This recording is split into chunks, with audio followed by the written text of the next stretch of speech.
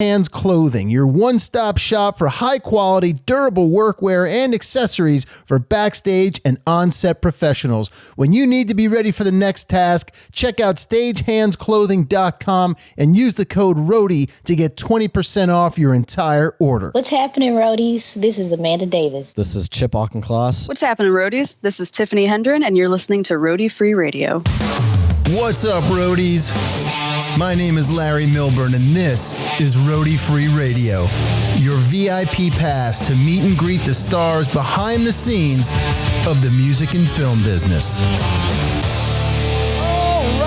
All right. What is happening, roadies? Welcome back to another fantastic episode of Roadie Free Radio. This is episode 145.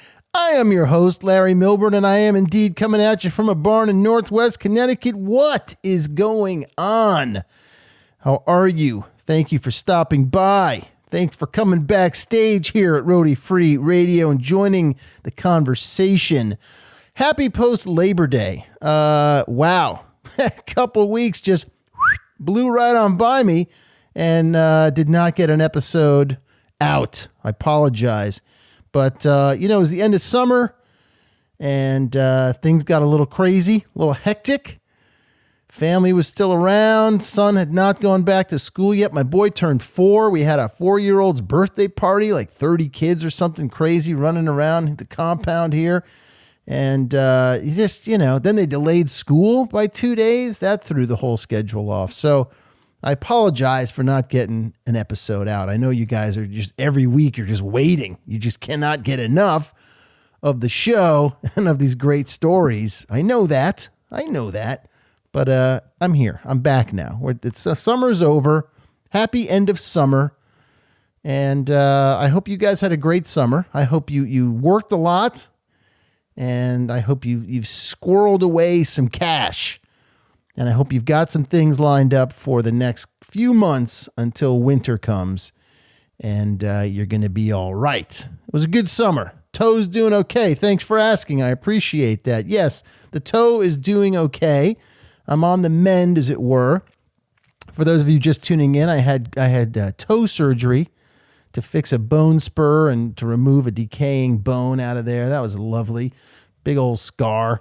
And it's going okay. I got a fancy sandal I wear now. And in a couple of weeks, I go see the doc, and I think I can transition back to a shoe, which is good. So I can get back on my feet full time and start shooting again. Start getting the work cranked up yet again. And maybe, just maybe, get to a show. See some of you at a show, do some interviews, and, get that rock and roll back in my blood because I miss it, man. I am definitely missing it. Anyway, things are good. Life's crazy. What can I tell you? Thank you for the response, by the way, to the story of how I went from Roadie, the short film, to Roadie Free Radio, the podcast. It was fun to recount, fun to think through, and fun to hear from so many of you as to how I got here and your support for the whole thing. It was really a crazy ride. I'm still riding the wave, man. I'm still riding this wave. I can't believe it. I'm super excited, by the way, because we're like basically the middle of September already. Let's just call it what it is. And in a few short weeks, AES in New York City's coming back, baby. I can't wait to go and see so many of you folks. Man, it is going to be a good time. I'm really looking forward to it. And, let me know if you're going to be there. Info at roadiefreeradio.com.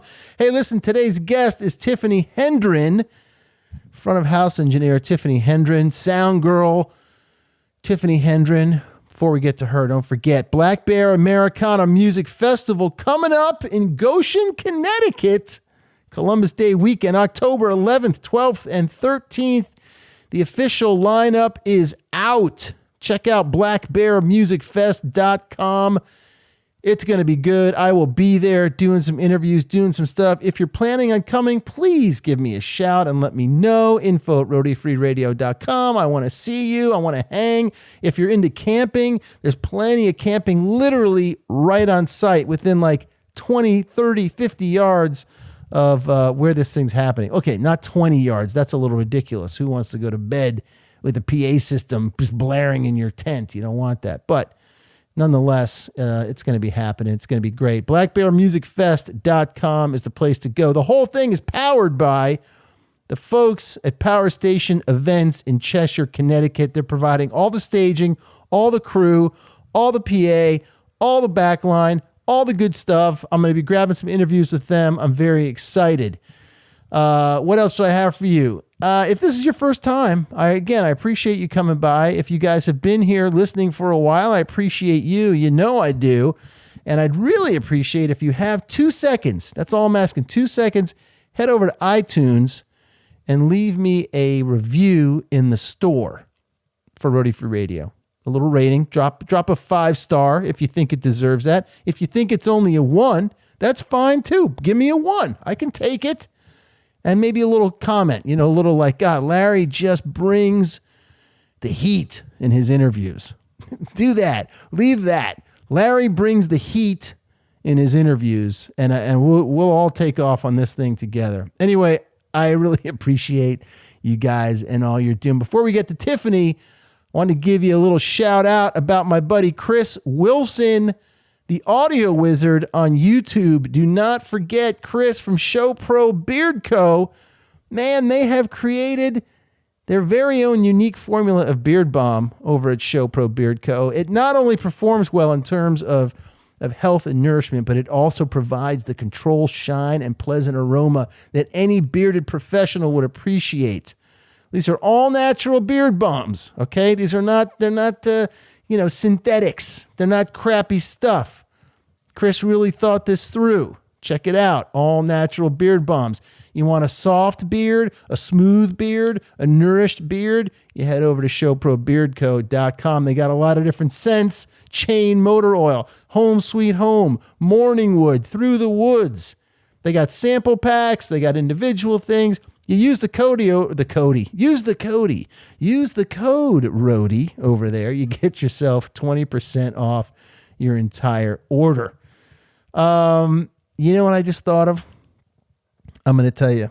And I don't even know if I should say it, and just in case things don't work out.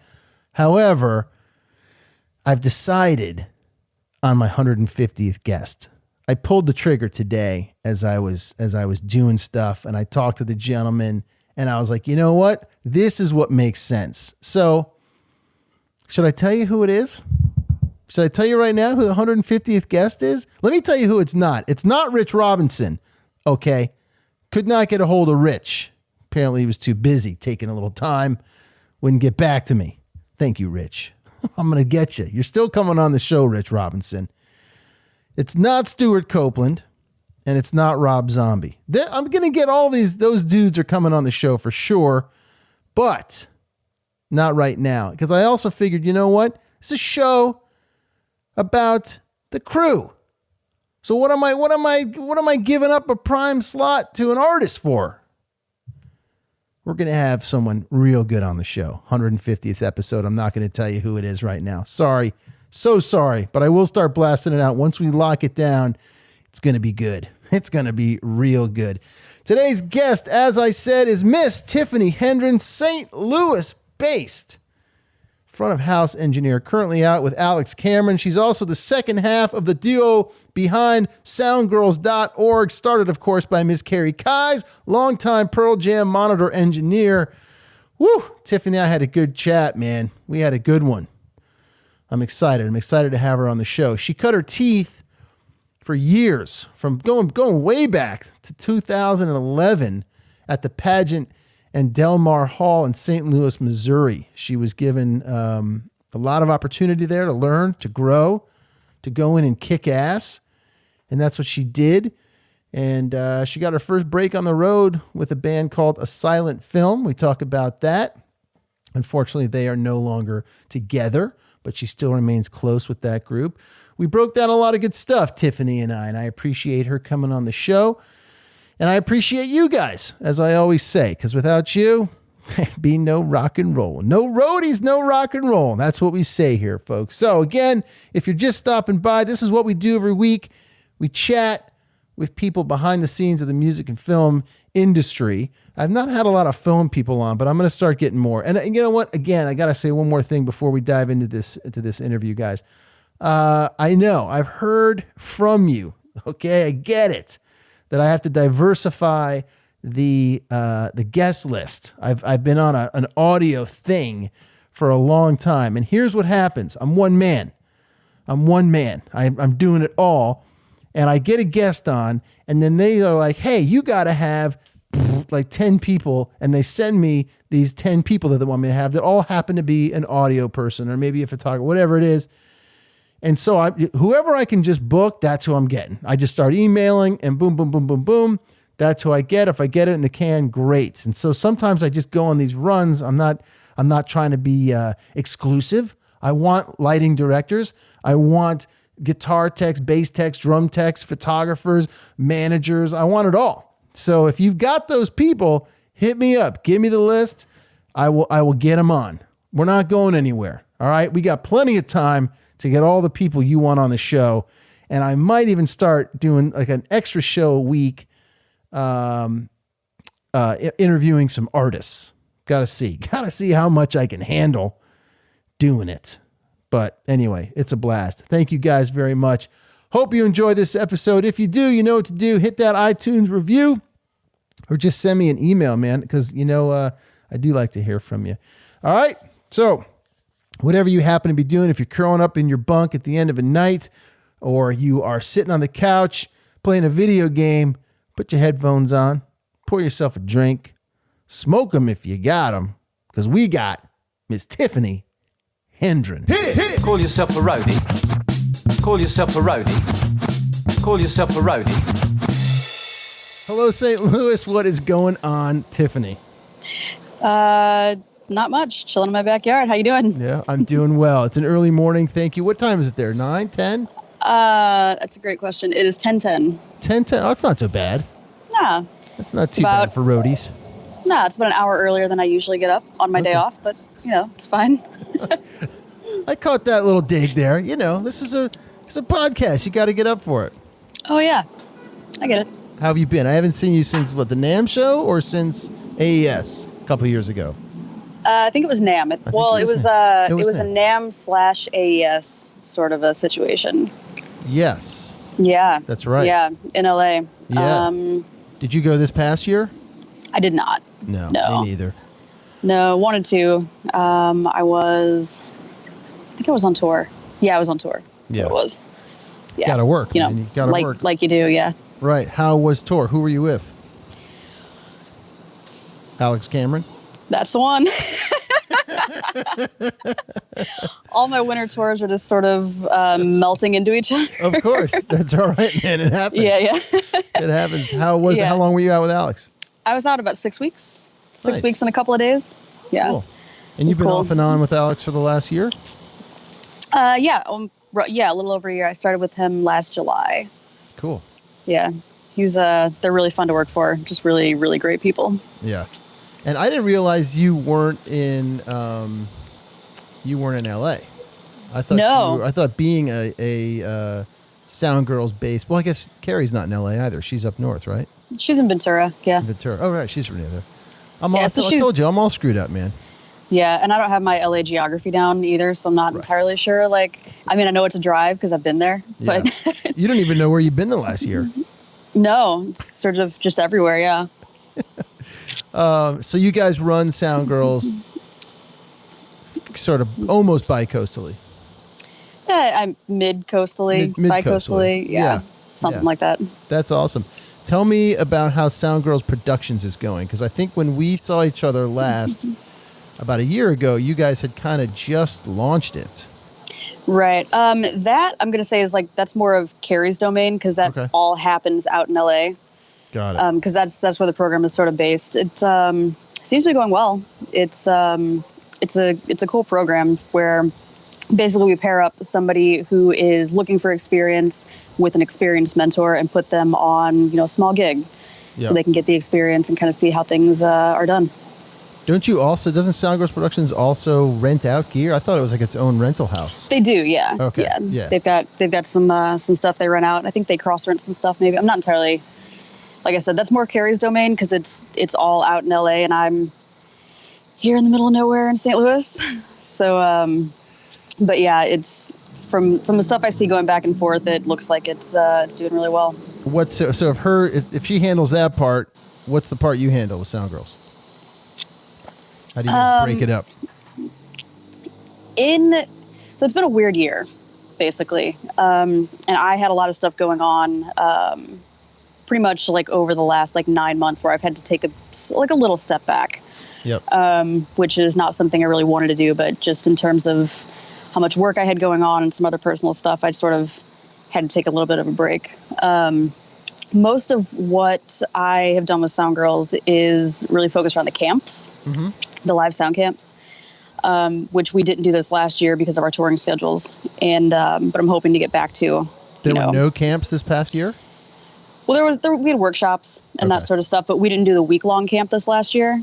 Just because, like I said, she was doing something. It was Pearl Jam, obviously, but I think she was maybe in Australia or Chicago. Yeah. Or something. I never know where anyone is, literally ever. Yeah. But she was on tour. I was on tour. I was also moving and had a bunch of other stuff going on. So it was, yeah, we wound up not being able to do it this last year, which was unfortunate. And then aside from that, it's a lot of just input and planning. Yep. So. Yeah, putting those camps on is pretty crazy. I remember 2 years ago, I think I was going to help do some stuff at the New York show or New York camp. Right. And it just got down to, I don't even know if that camp ended up happening actually.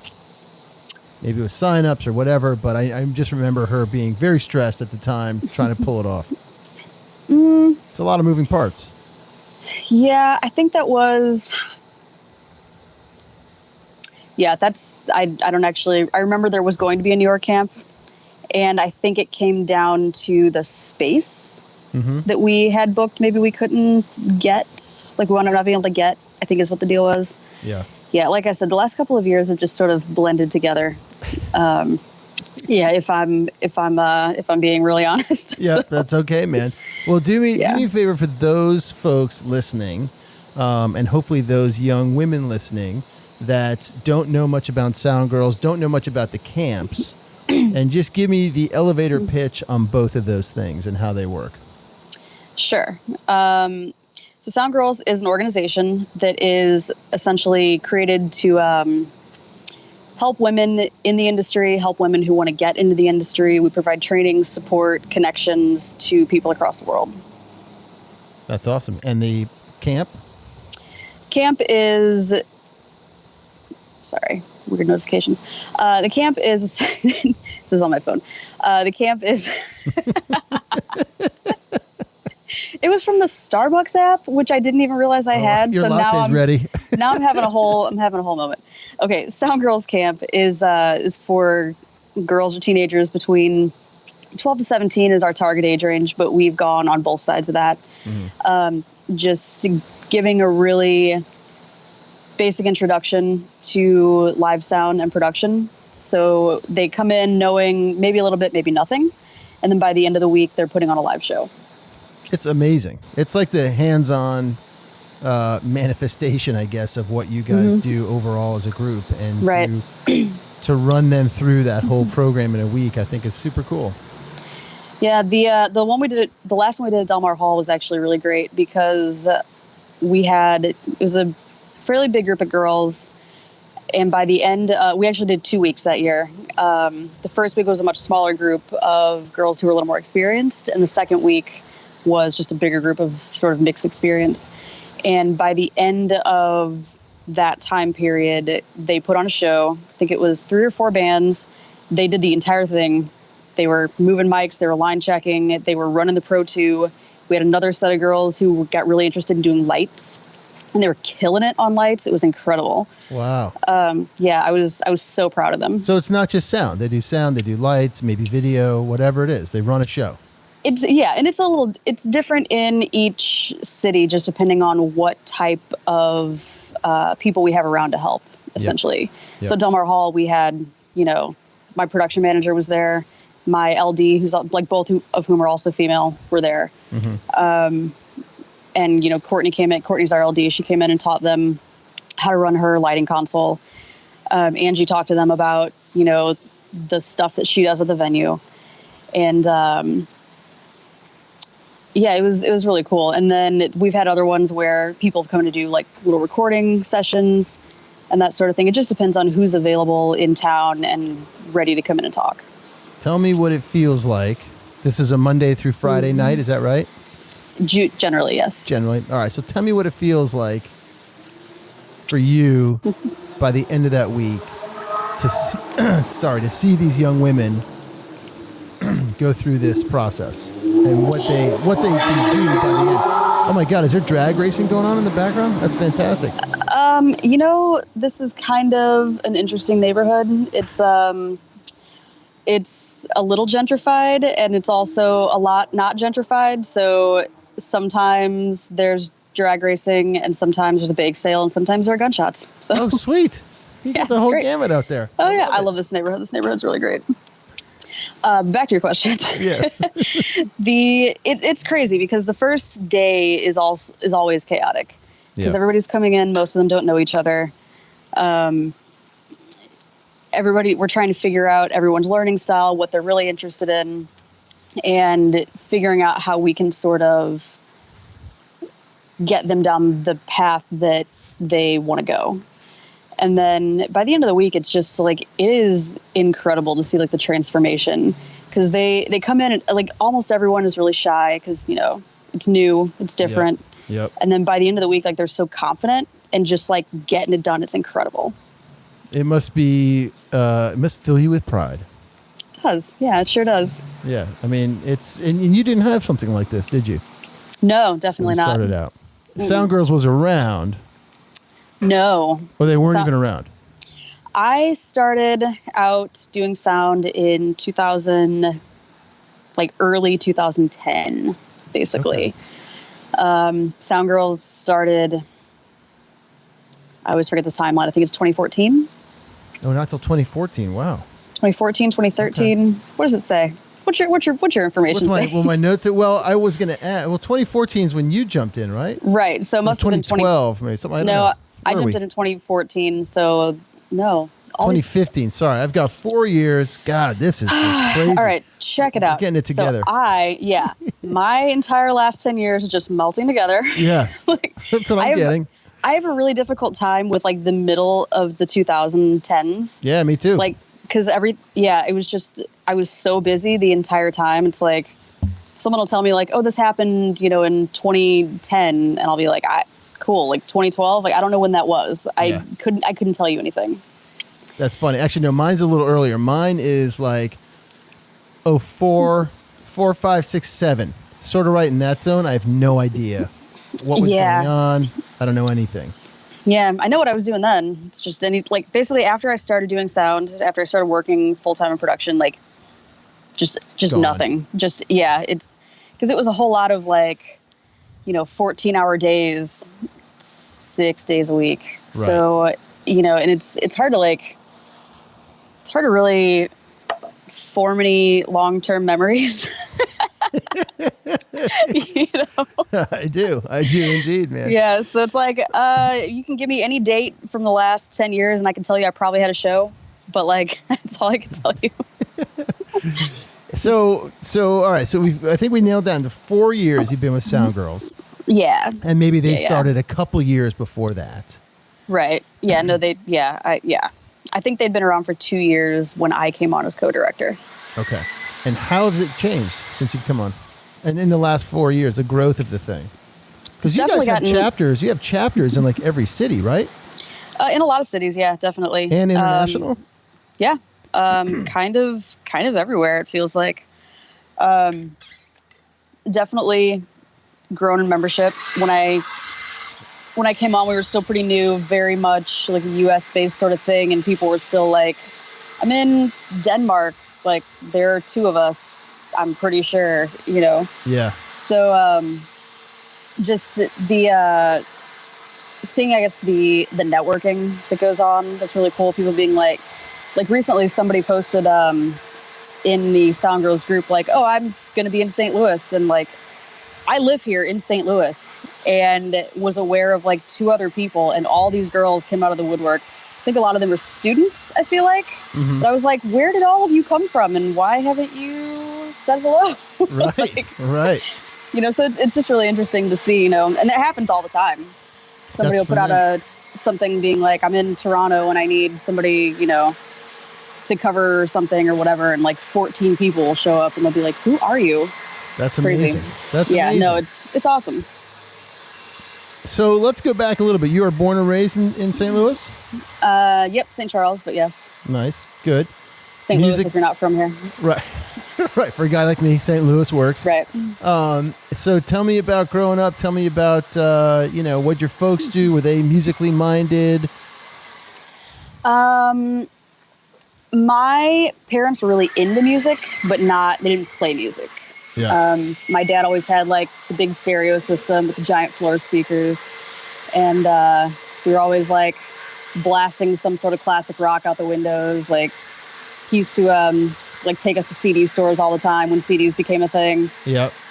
Bought me my first CD player, my first bunch of CDs, you know, that sort of thing. Yeah. Yeah, my dad was like really into classic rock and country, and my mom was really into like Rod Stewart and Journey. Nice. Yeah. It's a good mix. So I have a deep appreciation for Rod Stewart's back catalog. Yep. Yeah. Post Faces Rod Stewart or Faces Rod Stewart? So interestingly enough, I didn't know Faces was a thing until a year and a half, 2 years ago, maybe a year ago. Okay. My boyfriend actually got me into Faces. And I love it. It's great. Nice. Yeah, they're amazing, man. Yeah. But no, I was definitely into like pop Rod Stewart. Pop Rod Stewart. Do you think I'm sexy, Rod Stewart? Yeah. Do you think I'm sexy, Rod Stewart? Maggie May, Rod Stewart? Like, sure. You know, all that stuff. Yeah.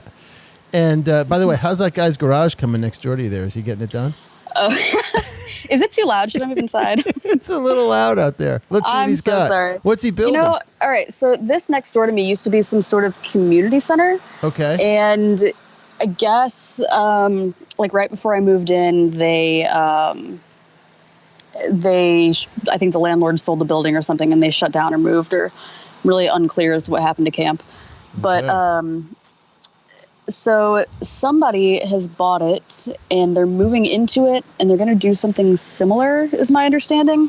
But in the meantime, they're dismantling the backyard, which was a giant, like overgrown sort of tropical fruit garden situation. Okay. Like when I moved in, I remember looking out my back window and being like, what is going on over there? Like, because it had clearly been a well taken care of garden. Right. Like growing fruits and vegetables and stuff. And then when they left, like just nothing happened to it. Oh, man. So it was just like overgrown. Like I probably could have gone over there and got so many vegetables, but that would be trespassing. And you were on tour. You have no idea where you are.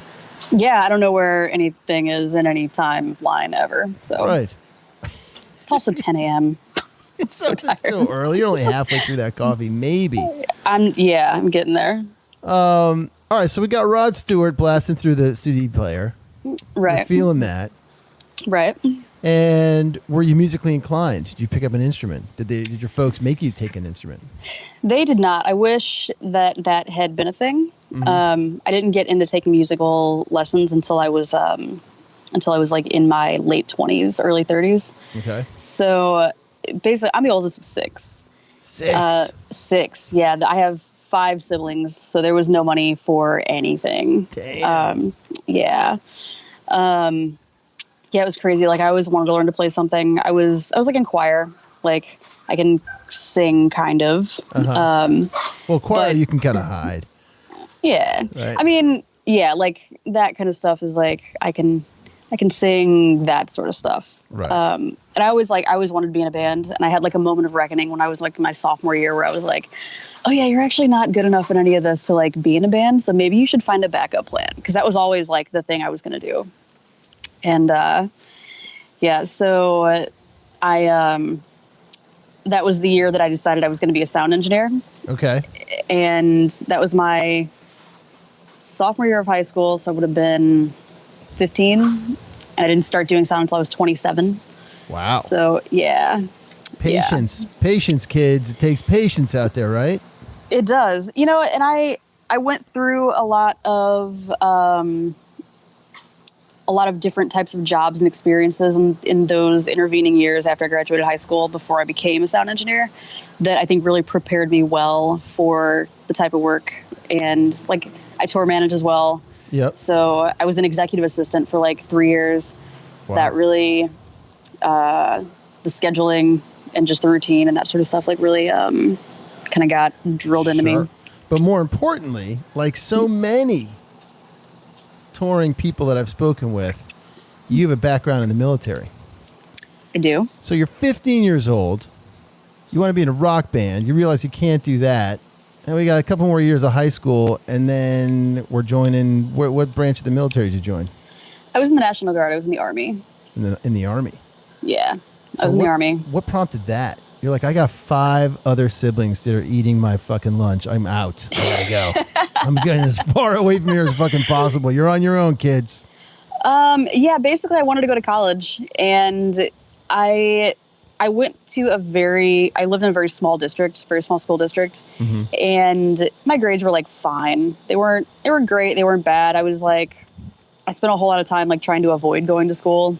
It was one of those things where I just, I was just not that kid. Like I could have done, I feel like if I had grown up now and the options to like go to school online had been available to me, I would have sailed through high school. It would have been great. Yeah. It was just going and sitting in class and listening to people read aloud. I just couldn't deal with. But do you think, I'm always curious about the online thing because that was definitely not available when I was a kid. Yeah, for sure. Like, do you think you'd be able to put the attention in and that focus to sit? You're still sitting somewhere learning. I've never taken a class online, so I don't even know how the fuck it works. But like, you're still sitting there and learning. Now you got emails and shit coming at you. You got to check your Instagram. So like, do you think you'd be able to do it? I think so. I took some online classes in college and I was like, oh, this is really easy. Because it's basically like, here's all the work, do it. You know, there's no busy work. There's no just nonsense. It's like, here's a project, finish it. Right. You know? Right. Read this chapter, answer these questions. Like, do you understand? Great. Let's move on. Okay. Yeah. I mean, that's me saying that at 36. That's, maybe I would have been I was a different kid, at 17 or 16. So who knows? But, back to that. So my grades were like, fine. They weren't great. They weren't bad. My attendance was bad. But so basically what I'm getting at is like, no one told me like, hey, as the oldest of 6 kids with parents that make an amount of money appropriate for like 3 or 4 kids, like you could get some scholarships. Right. Yeah. Like literally like not to talk shit, but like, I'm going to kind of talk shit on my high school counselor. Like they just didn't care. Like it wasn't that kind of a thing. Yep. And I think the, with my attendance and everything, maybe they had sort of like the benefit of hindsight. Maybe they'd sort of given up on me going to college. Who knows? But yeah, so I joined the military strictly to go to college. I didn't join for any other reason. I wasn't patriotic. I didn't, and I joined like before 9/11.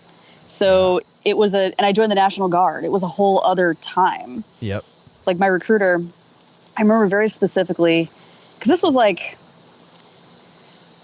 an era that was kind of strange, especially living in a small town with bad internet, where I couldn't just like really go online and be like, what did the National Guard do in Desert Storm? Well, like they were most of Desert Storm, Right. But my recruiter was like, yeah, you might like help out if there's a flood, like you get a sandbag. If there's a riot, you got to go down with your shield and your baton and you get to hit some people. And I'm like, that sounds chill. So, Oh my God. Yeah. So I joined in December of 99. And then, of course, I went to basic training between my junior and senior year of high school, which was a mistake for my senior year. I definitely came back with this, like, what are you going to do to me attitude? Oh, yeah. Because, like, you can't send a kid off to basic training and have them just, like, hanging out with adults and getting yelled at for 6 weeks or whatever it was, and then send them back to their high school. That is You know what I mean? crazy. That's just, yeah, absolutely. yeah, it's just a recipe for like bad times. It's a recipe for bad times. Right. You know? Yeah, But, you must have been a badass. I'm sure nobody fucked with you at that point. oh, dude, but that summer I dropped like 40 pounds and came back with like giant arms because I just did push-ups all summer, and people were like, what the hell? Like, I remember going to get my schedule and people were like, is that Tiffany? It's like, yeah, surprise. Yeah. Yeah. Damn. I had a relatively easy senior year. So when you do that, you go for the summer like that, then you're basically in the National Guard. Are you like then in the National Guard during your senior year and you're just doing shit on weekends, or is it sort of on hold until that next summer? No, yeah, I was doing the weekend thing. It was like one weekend a month, which is 9 weekends essentially. Yeah. I got my ears pierced right before prom, like a second time. And I couldn't take them. Like, you can't wear earrings, like sparkly earrings. I had diamonds in. And I remember I got in a lot of trouble for that. So that was like a weird thing. Yeah, sorry, these like weird, like military memories just cropping up. Coming back, like, oh, man. yeah. It's all popping back on you. I remember this. It was terrible. How long were you in total? 6 years. Wow. So when you join the military, depending on what branch you go into and what your job is, essentially your commitment is 8 years long.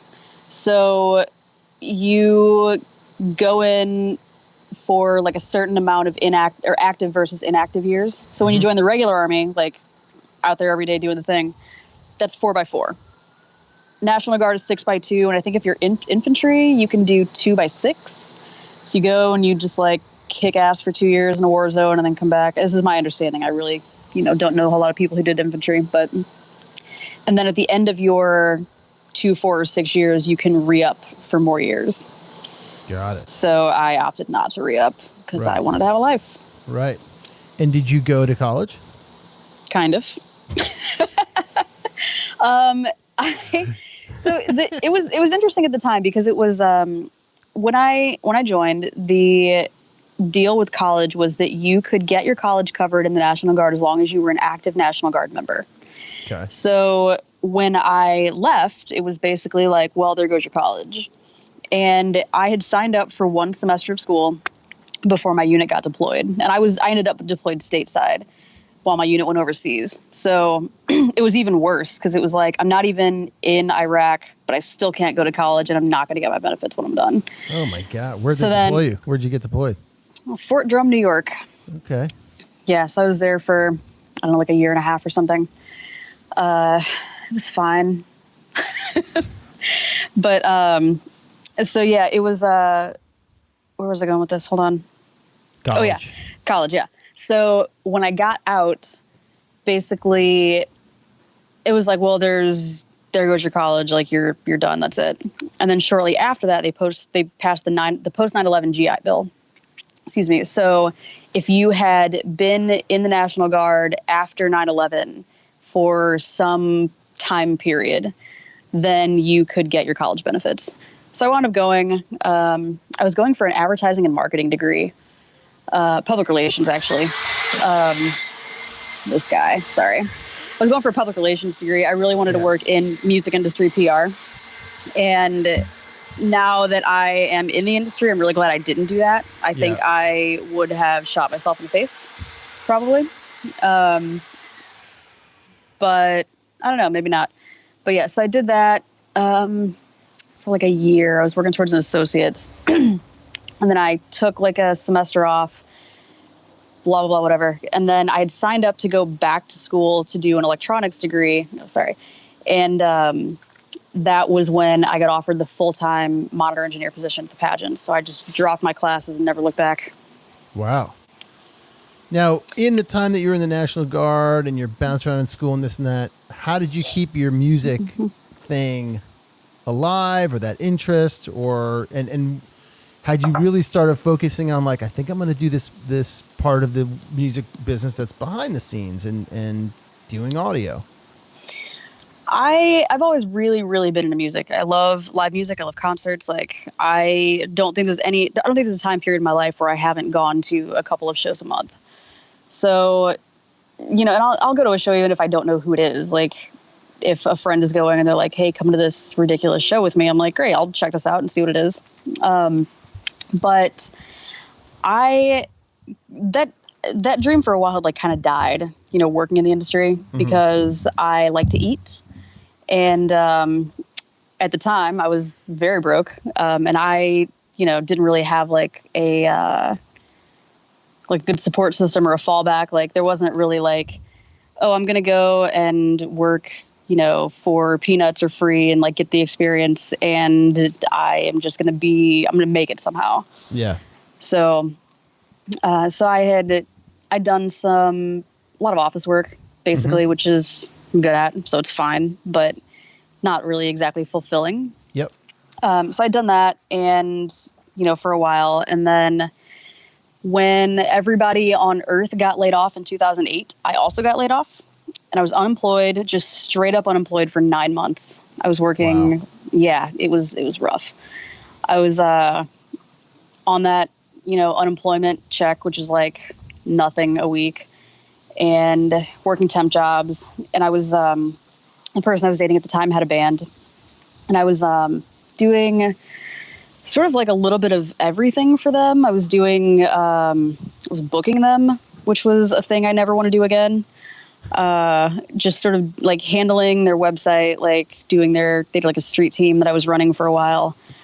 I was doing merch, just sort of, you know, settling shows, like just being in charge of them because they were, you know, just the most intelligent idiots I've ever met. Literally, don't tell them I said that.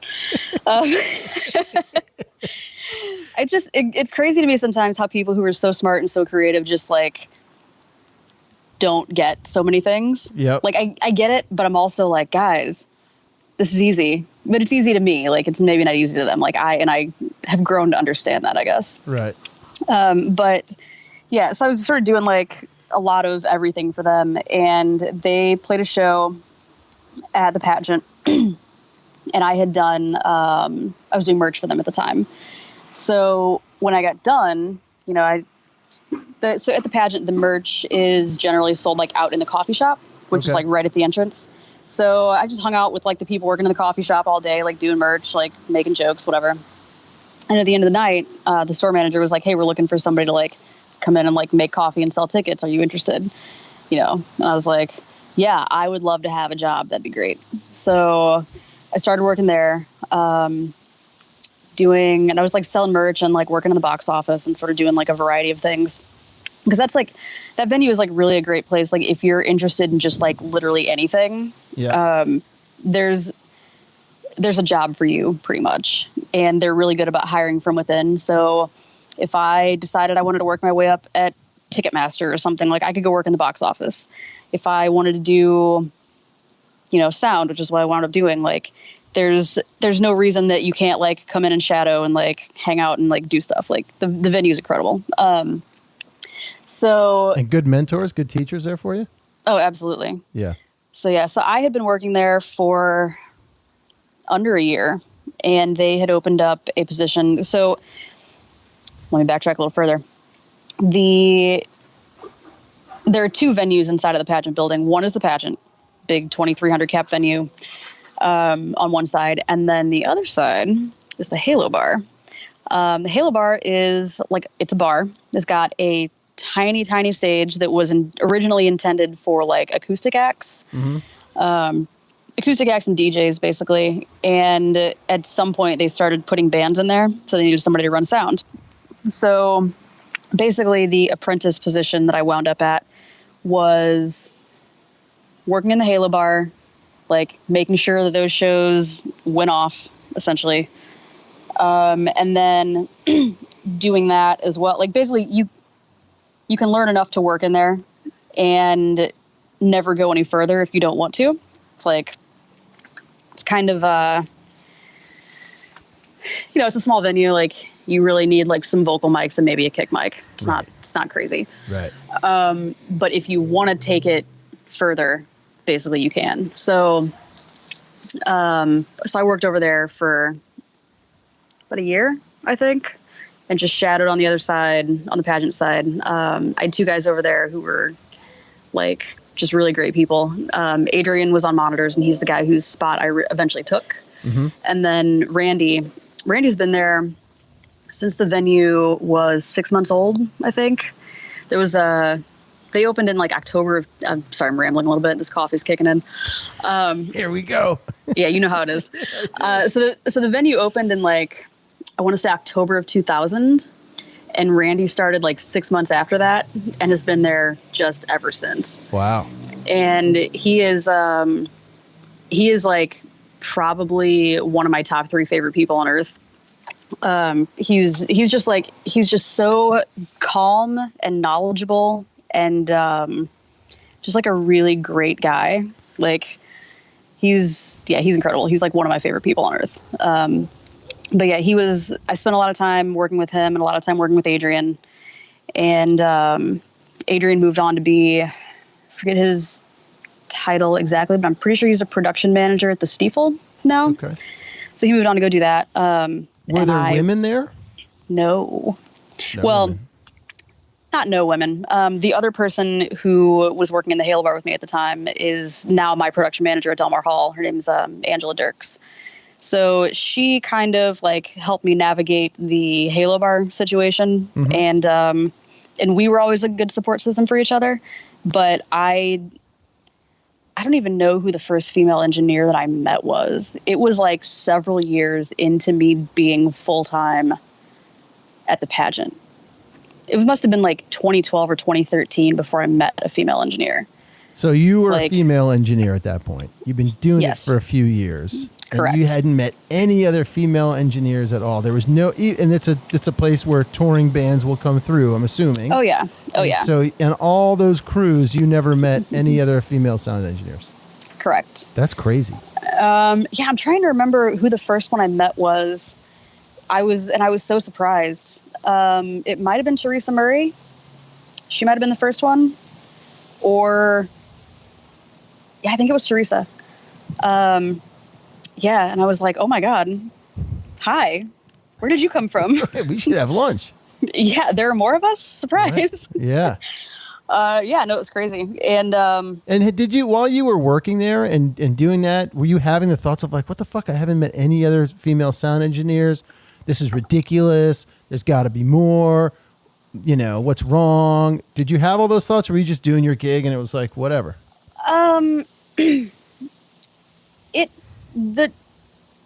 I guess the question struck me a couple of times, but I never really thought about it that hard because I'd always been in positions where I was one of the only women in the room. Being in the military, my job was in electronics. So I was the only female in my platoon of like 25 men. So, right.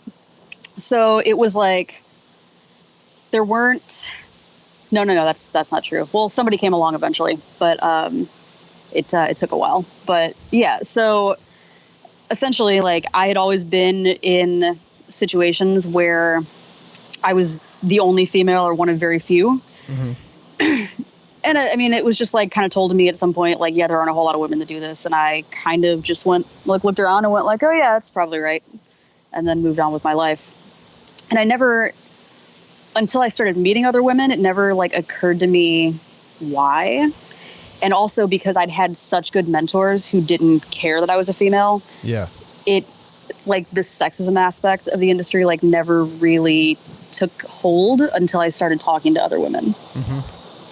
So, and sharing experiences and be like, oh, fuck, that happened to me too. Oh, this happened to you, blah, blah, blah. And that type of stuff. Yeah. Yeah. And there was like an interesting couple of months where, you know, people would be like, oh yeah, like this crazy, stupid thing happened to me. And I'd be like, yeah, that happened to me too. And I just like didn't think about it. Like, cause it just, you know, I was in the military where people aren't as politically correct as they should be for being in, you know, happening all the time. Yeah, exactly. So there was a whole lot of that sort of stuff going on, and I had just really never thought that hard about it because it was just like, this is my life, this is my day, this is what I have to go through to get to the end of it, more or less. And yeah, it was, yeah. that was it. Let me ask you something. As a person, as a woman who was in the military and was, one woman basically in your platoon, and then doing all those years, where's the point when you kind of get from like, I just got to do this and get to the end of my day, as you said, get through it, get to the end of my day. Where does that end? And you know what? I gotta do something different. I gotta make a change, and I gotta make a change not only for me, but for other women as well. It's a good question. So, yeah, it was like, for me personally, it was interesting growing up because I grew up in a small town, very small town, and it was very much like, you know what? I'm going to go inside. Really sorry. It was very much a sort of like girls do these sort of jobs and boys do these sort of jobs. And this is, how it is. And so I was already sort of bucking the status quo by joining the military and doing electronics. Like, people were like, what is wrong with you? Yeah, so that was the whole thing. And then, so I'd sort of been like socialized, I guess, to just accept that things were a certain way and people were a certain way. And I just had to live with it if I wanted to do the thing I wanted to do. Mm-hmm. And I guess it was when I really started meeting other women in the industry and realizing that my experience was not the norm, with having good mentors and people who were not trying to be gatekeepers and keep me out because I was a woman, because that's definitely a thing that happens a lot. Mm-hmm. That, I think, is when I started to become way more of a feminist, I guess. Not that I had not been one before, but it was just, that's when my views sort of started to crystallize, I guess. Yeah. And I was like, whoa. And when we started talking about like doing the Sound Girls camps, and I was like, yeah, I would have loved to have something like this. Yeah. That was, because I think my whole thing was that I had really wanted to give like the girls in the camps like a stress-free, judgment-free way to learn about the industry without like all the weird, dick jokes. Right. Right. This is a dick joke free camp. Absolutely. Yeah. Yeah. That was great. But yeah. Well, but it's interesting because like, I think going to the military, just accepting that you're going to go, and you're going to be a part of that. You're going to be, one of the only, if not the only female and electronics and all those things. You're kind of inherently, that is a feminist, action, I would think, without identifying as a feminist. Yeah, kind of. Yeah, I would agree with that. It was, right? It's like you kind of see that you kind of see the equality or the path without labeling what it should be. Yeah, I mean, I guess it was like, it just never occurred to me that I shouldn't. Right. Like, it was never like, oh, like science and electronics is for boys. Like, yeah. And that was like an interesting thing that I kind of had in my school district growing up that I guess has not been the experience of a lot of other women, which is that like by the time that I got to my senior year, and I took calculus my senior year, and the class was 4 women and 1 guy. Like, and when I tell people that, they're like, well, that's weird that there would be so many women in a math class. And that, because it was never like, I never got the impression that I shouldn't be into math and science when I was growing up. But again, that's, I guess, not been the experience of a lot of other women. Mm-hmm. So again, that's just not a thing that ever occurred to me that I shouldn't do. Right. I like electronics. I want to learn about circuit boards. Like, why shouldn't I? Right. Yeah, you might be more labeled a geek than like a woman who's doing that. Right. Yeah, for sure. Yeah, go ahead. Yeah, exactly. Yeah, this shit's fun. Sorry. Yeah, right. Totally. Tell me a little bit about, let's just jump out of that and head to El Monstero, the Pink Floyd thing. Because I know that that's still early on, around 2012 of your career, and you had a lot going on. You had 18 monitor mixes, both wedges and in-ears, right? Yeah, that show. So we do that show. I'm not doing it anymore, but it is insane. It's a Pink Floyd tribute, and like the cast is like 100 people. Wow. And so yeah, there's a ton of musicians on stage. Everybody's on ears. Everybody wants your attention all the time. It was like definitely a trial by fire sort of Monitor Engineer situation. Yeah, that's what I want to know. I want to know what that was like for you, taking that leap. Because now you've left the pageant? No. This is during the pageant. Yeah. So this actually happens at the pageant. Oh, okay. Yeah. So, but it's like they could hire someone else or they could hire me. Got it. And they hired me, essentially. Because the first year that they did it, the first year that I was there, they were like, yeah, absolutely not. We're going to hire the guy we've always hired. And then a couple of them came in throughout the year with like other bands, and they were like, oh, actually, she doesn't suck. Like, let's give her a chance. And then they just kept me on. Nice. So I was like, yeah, this is great. It was, the first year was really stressful. I'm always down for an interesting challenge. And I didn't have a set of in-ears at the time. Mm-hmm. So it became, it was even crazier because I'm trying to do in-ear mixes on a wedge, like stereo in-ear mixes on a wedge, which was like not a thing you ever want to try to do. And then during this time, I met Jerry Harvey because he's from St. Louis. Okay. And he was like, you need to get some ears. And I was like, yeah, I literally know.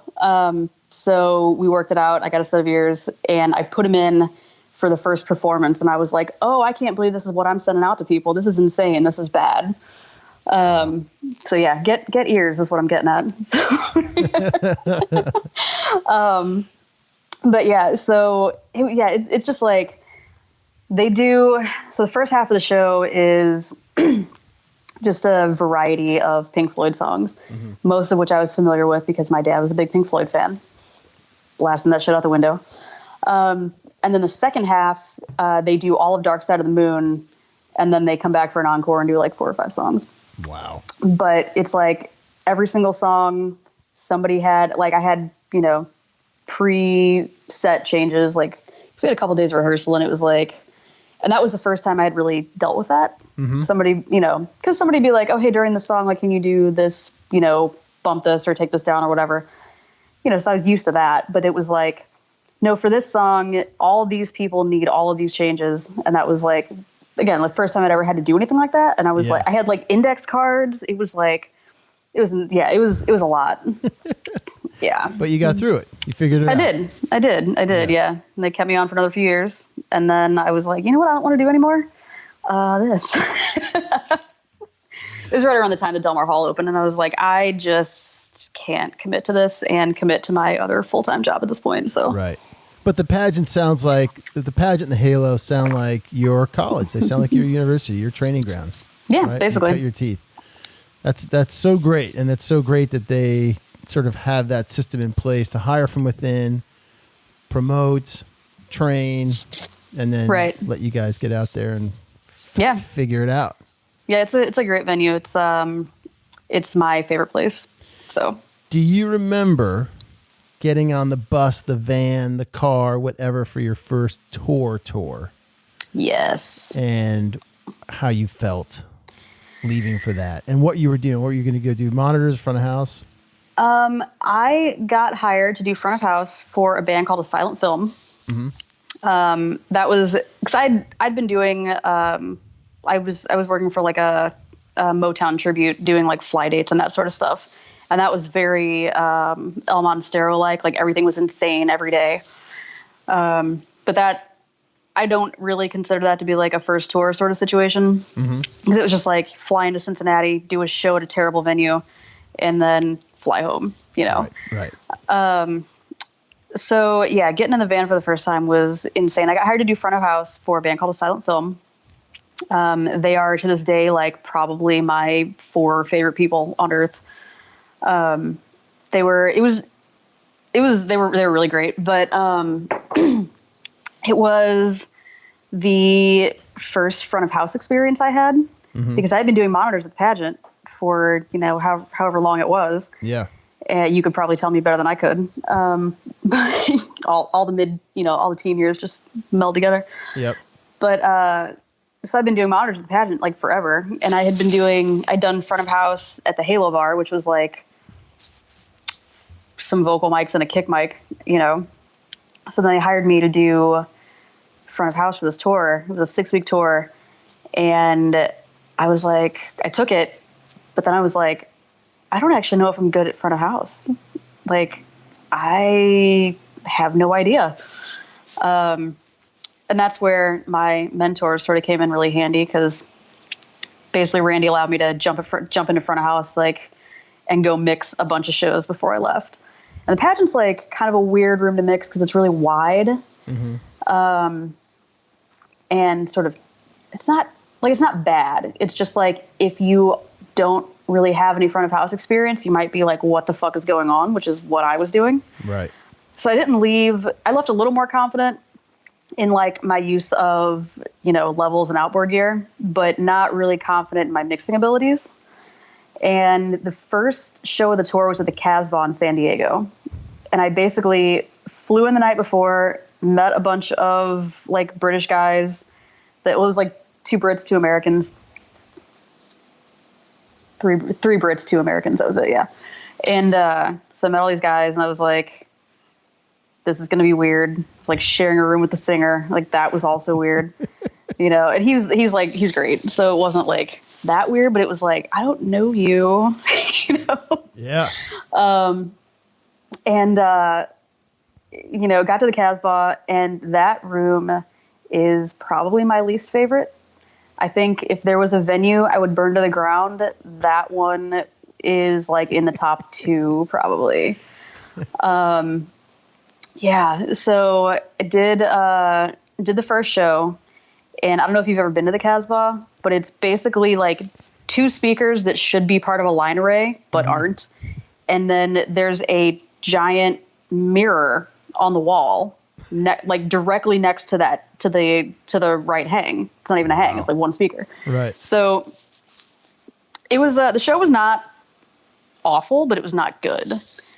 And then we had 3 days off for promo in LA. So I'm with these guys I've never met until this moment. We just had a mediocre show, and then I have to spend 3 days with them doing radio stuff. And so then the next show was at the Troubadour, and that's also kind of weird because you're like up in that weird crow's nest, like way over to the left. Yep. And I was like, well, this is it. I'm getting fired. And the show was actually. Were you? I'm sure it wasn't lost on you that it's the Troubadour. No, yeah, absolutely not. Right. So you were probably like, holy shit. Oh God. And then, okay. So many things about that show were just absolutely ridiculous. They ordered Indian food like you do. It was the first time I'd ever had Indian food. It was delicious. But I was like nervous about that because every depiction of eating Indian food in popular culture is about how sick it's going to make you, which is an experience I've never had. Like Indian food's incredible, yeah. But it was, the first time I'd ever had Indian food. Then they sprung on me, oh yeah, we're recording the set.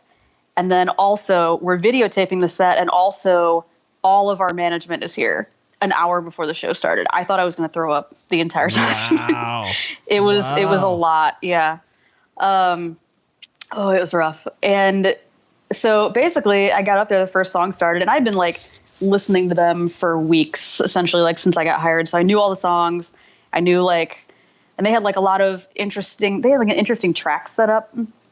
And so I wasn't entirely sure like what was coming up where at any given time. Uh-huh. I was like, okay, I know that there's supposed to be a synth sound here, but which one of these 3 sets of stereo tracks is it on? So I spent a lot of time like soloing things, and just, it was insane. But the show went really well, and at least most of them were sold on me after that.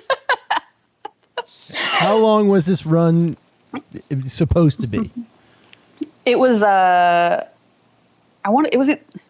I think that was a 6-week run. Okay. Yeah.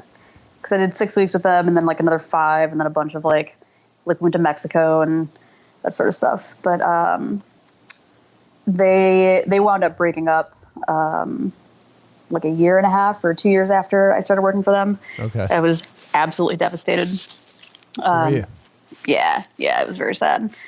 But yeah, so it was just like that experience was like insane.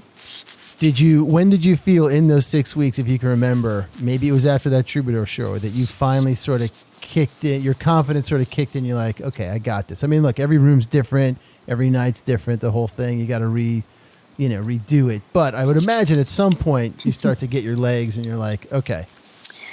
It was an interesting roller coaster of being like, I got this, and then coming up to a console I'd never seen before and being like, what the fuck, I'm getting fired today. And there was like never any chance that they were going to fire me. It was not going to be a thing. Sure. But like the first time I saw one of those like Soundcraft impressions, I was like, this is it. This is the day I'm getting fired. Fuck it. All right, this is fine. That desk sucks. And so it was just like, yeah, it was. Did you voice a lot of this fear to the band ever, or no? Were you no. Like, right, you're like, no, I'm just gonna and this is. I mean, we got internet at this point. Maybe we got cell phones going on. Are you calling people like, oh my god, I don't know what to do. What do I do with this thing? And how helpful were some of the? I mean, I know I'm asking you questions about those early 2010 years. You don't remember a damn thing, but yeah, for sure. Were the house folks helpful? Whoa, shit. Sorry, hold on. That's all right. Yep. Nope. Here we are. Sorry.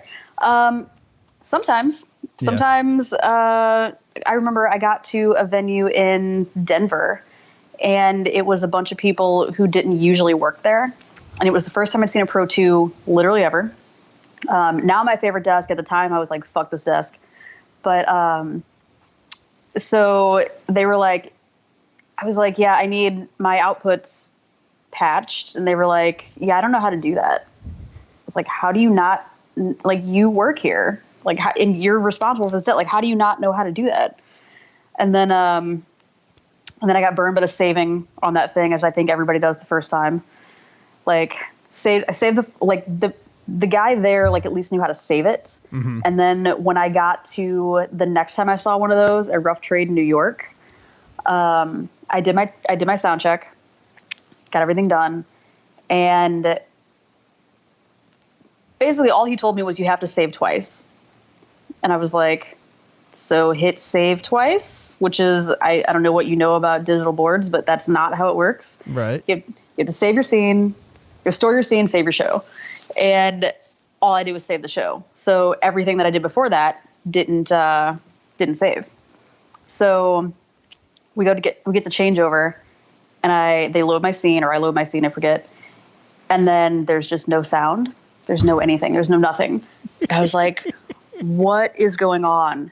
And basically it worked out like, so whoever was doing patching on it, I think it was one tech there, had to come back and like figure out like what was going on, repatched all my outputs. And I was like, well, I guess I'm just rolling with whatever happened in Denver. This is fine.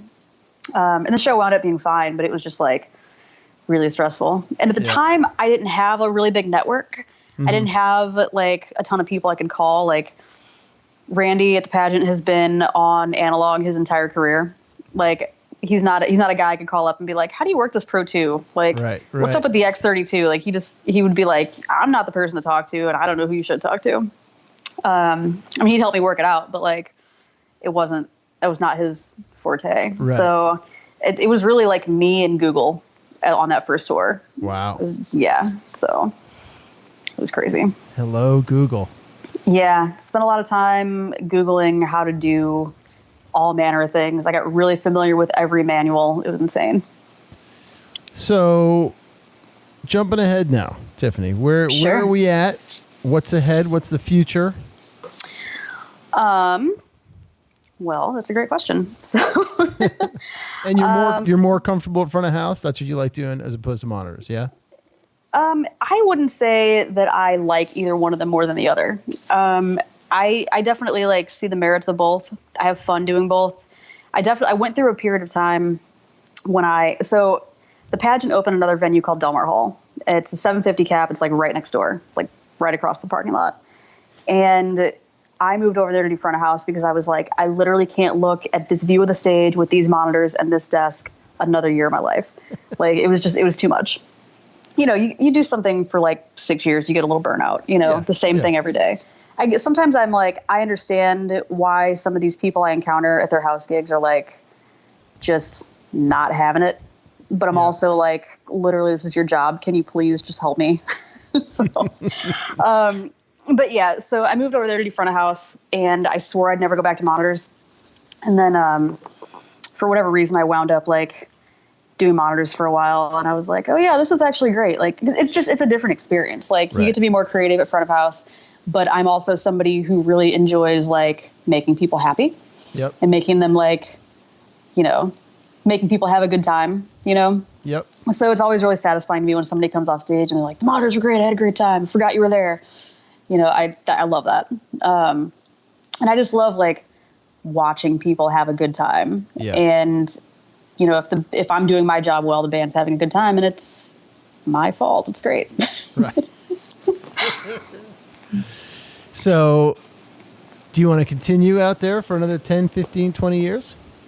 Yeah, I think so. Yeah. Touring? Front of house, monitors, touring. Like, I tour manage as well. I enjoy that. Like, I'll kind of do anything. Yeah. Yeah, but I've never like questioned that this is the career that I want to have. I've never walked around going like, do I want to do sound? Like, no, that's 100% exactly what I want to be doing. Yeah. Any tips for surviving on the road to pass along? Bring more socks than you think you're going to need. That one really bit me the first tour. Yeah, I mean, just, you know, be chill.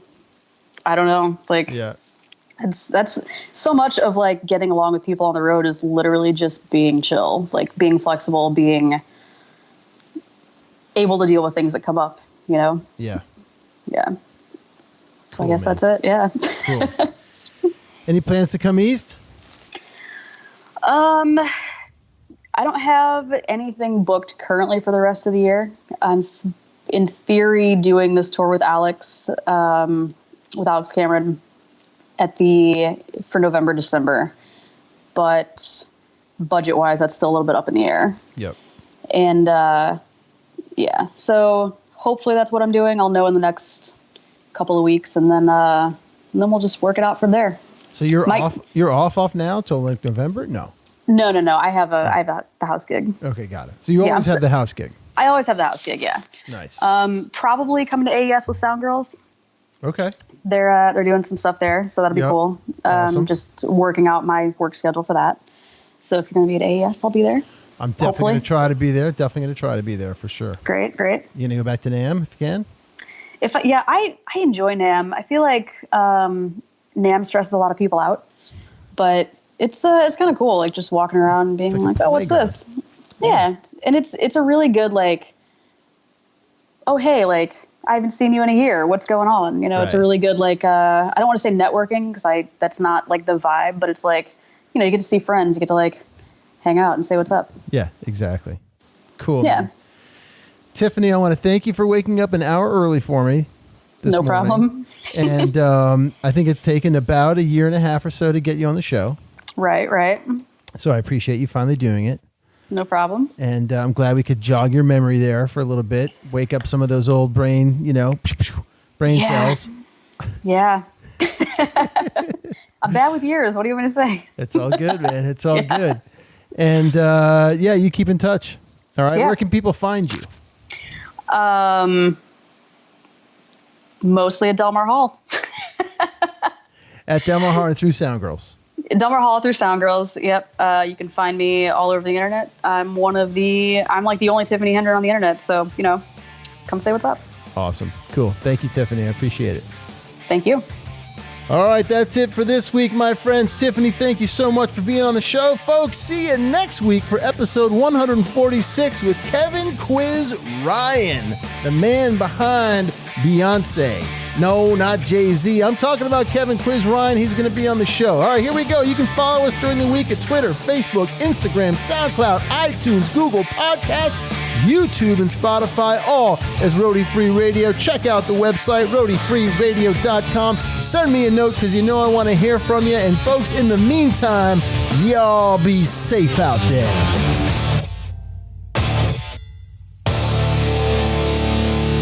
No roadies, no rock and roll. Just in case you thought I forgot, today's episode is also sponsored by GigGear.com, makers of the award-winning gig gloves and the newly released two-hand touch. Gig gloves are the best way to protect your most valuable asset on any gig, job, or show, your hands. When you're wearing gig gloves, there's practically no task you can't do with your gloves on, keeping you safer and more efficient. And for all of you front of house or monitor engineers out there, don't worry. The two-hand touch is an efficient, ergonomic solution that eliminates all of the problems of having to hold an iPad or tablet by putting it right where production pros need it to be, directly in front of them. When you use the code Roadie, you'll get 15% off your entire order. So check out the website gig-gear.com. Use the code Roadie to get yourself 15% off your entire order.